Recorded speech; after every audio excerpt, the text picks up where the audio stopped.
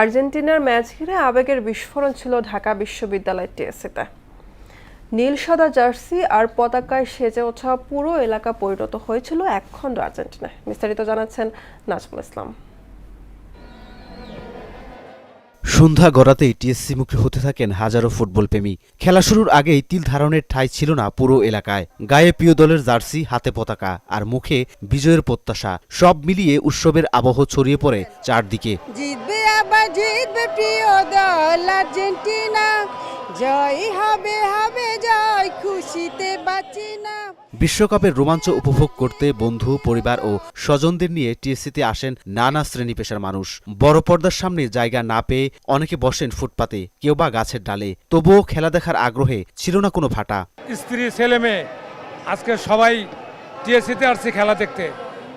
আর্জেন্টিনাকে ভালোবাসি, মেসিকে ভালোবাসি। এত কষ্ট করে গরমের মধ্যে যে আমরা এসেছি, এটাই মেসির উপর একটা ভালোবাসা প্রকাশ করা যায়। আমার বাচ্চারা গত বিশ্বকাপ 2022 ওরা এইভাবে উৎসবমুখর পরিবেশে আনন্দ করেছে। খেলার উত্তেজনার পাশাপাশি ব্রাজিল ও আর্জেন্টিনা সমর্থকদের মধ্যে চলে মজার খুনসুটি আর বাগযুদ্ধ। তবে প্রতিদ্বন্দ্বিতার মাঝেও ছিল উৎসবের আমেজ। আসলে মেসির মতো একজন প্লেয়ারের এই অর্জন, এটাই তার প্রাপ্য। সে আসলে নিঃসন্দেহে একজন ভালো প্লেয়ার, এটা তার প্রাপ্য ছিল।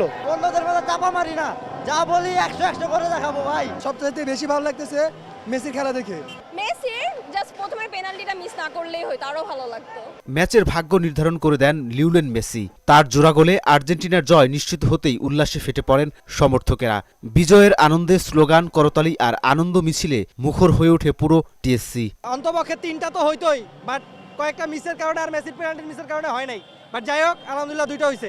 এই যে 2-2 এমন পরিবেশ, আর্জেন্টিনার সমর্থন, ভক্তরা এত, এটা আরো ভালো লাগতেছে। 2টা গোল দিছে মেসি, আলহামদুলিল্লাহ। গোল মিস করার পরে 2টা গোলে জিতবে এবং ইতিহাসের সেরা খেলোয়াড় হিসেবে মেসি সর্বোচ্চ গোলদাতা হলো।